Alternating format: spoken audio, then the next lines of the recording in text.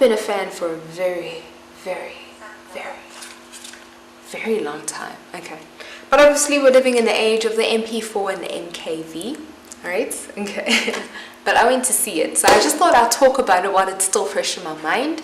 So without giving out too much information, here's my take on it.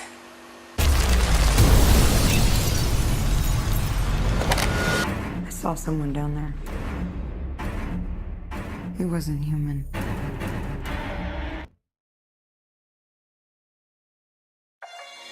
Okay, Ghost in the Shell is an action-packed sci-fi cyberpunk movie.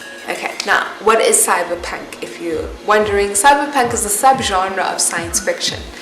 And the premises that it operates under is that you have a society basically where technology is incredibly advanced, very high, but there's a marked degradation in the standards of living and the social order. Okay, so in short, or in just a basic summary of what cyberpunk is, it's high tech but low standards of living. So you'll find that in a lot of cyberpunk movies, the technology is extremely advanced, but you can see that there's a lot of pollution in the environment. People aren't necessarily happy, and so examples of cyberpunk movies are obviously Ghost in the Shell, Blade Runner, one of my favorites movies ever, The Matrix, and what's the other one? The Dark City, okay. And there's lots of other examples as well, but those are just the ones that are actually coming to mind. Yeah, so that's what cyberpunk is. Now, Ghost in a Shell is originally a Japanese creation from a very controversial, very forward-thinking author. His name is Shiro Masamune. I appreciate his work. He's definitely out there. I enjoy his work. Okay, I enjoy generally people who tend to think out of the box, who think differently. Okay, and Shiro Masamune is a very reclusive, very mysterious person. There's even rumors on the internet that that's not even his real name. Okay, but okay, he's basically the guy who's behind Ghost in the Shell. He's also behind Appleseed, and frankly, after watching this Ghost in the Shell movie, I hope that they'd make an Appleseed movie. I really do. I hope that they do. Ooh. Okay. But all in all, I would say that I was actually quite impressed with the Ghost in the Shell movie. It was directed by Rupert Sanders. Rupert Sanders is he's pretty new on the scene. Okay, he's done Snow White and the Huntsman, and another movie called Black Hole. Okay, so he's pretty new on the scene, so he's very much a young director. He's very new. Okay, on the scene. He's actually more famous for breaking up Kristen Stewart and Robert Pattinson's relationship.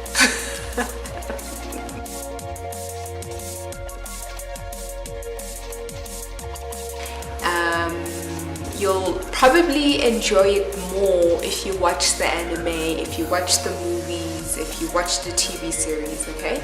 But he also did it in such a way that even if you're not even familiar with the anime or the manga, you can still enjoy it. But there are going to be times where you find it a bit puzzling and confusing. You may wonder like, what was that all about? Okay, so I suggest that before you actually go and watch the movie, watch the 1995 movie, watch Ghost in the Shell Innocence, this one right here. Okay, and you'll understand things better.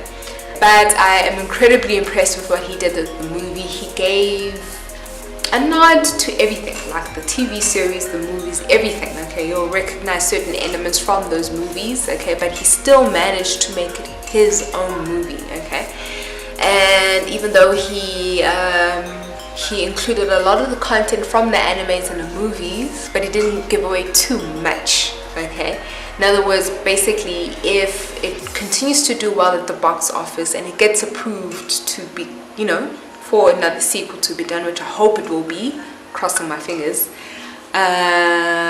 there'll be space to do more. You know, there'll be a sequel or two after this one. I hope that's going to be the case. I know a lot of people are criticizing it. I know there's been a lot of negativity over box office sales. I don't know.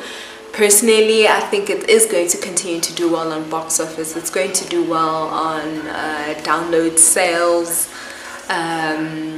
Yeah, long after this, 2 years later, I hope that they'll do another one. Yeah, so that's my take on it without giving away too much.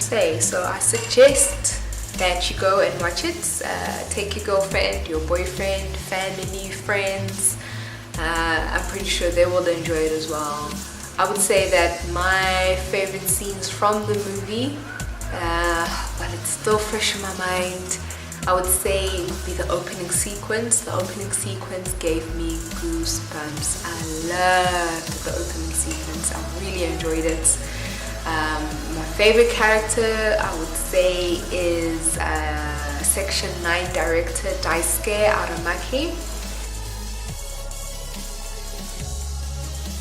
But there were a couple of awkward moments where I was like, huh, okay, maybe they could have actually done that better, okay.